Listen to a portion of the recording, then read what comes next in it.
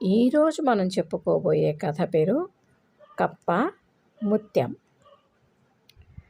కప్ప ముత్యం కథలో అనగనగనగనగా అడవిలో ఓ కప్ప హాయిగా జీవిస్తోంది. ఒక హంస దానికి పరిచయం అయింది. కొద్ది రోజుల్లోనే అవి ప్రాణమిత్రులయ్యాయి. ఓ రోజు కప్ప కొలంలో తామరాకు పైన తేలుతూ హంస ఒడ్డున నిలబడి మాట్లాడుకుంటున్నాయి. ఈలోగా ఎట్నుంచి వచ్చాడో ఓ వేటగాడు హంస మీదకు హఠాత్తుగా వల విసిరాడు. వలకు చిక్కిన హంస విలవిల్లాడింది. అది చూసి కప్పకి ఏం చేయాలో తోచలేదు. వేటగాడా, దయచేసి తనను విడిచిపెట్టు అని ప్రాధేయపడింది. దీన్ని అమ్మితే బోలెడు డబ్బు వస్తుంది, విడిచిపెట్టను అన్నాడు.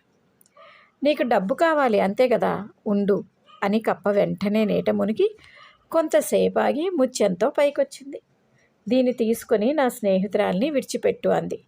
వేటగాడు ముత్యం తీసుకొని హంసను వదిలి పెట్టాడు. ఇంటికి వెళ్ళాక అతను చెప్పిందంతా విన్న భార్య, ఆ కప్ప దగ్గర ఇంకొన్ని ముత్యాలు ఉంటాయి, వెళ్ళి అవన్నీ తెచ్చేయి అని చెప్పింది.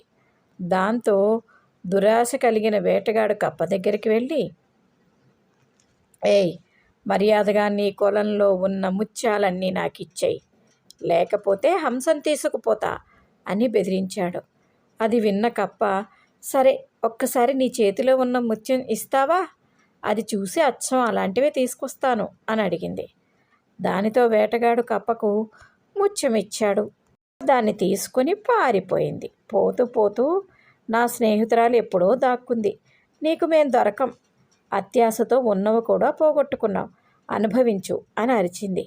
అది విన్న వేటగాడు, అయ్యో, ఎంత పని చేశాను అని బాధపడ్డాడు.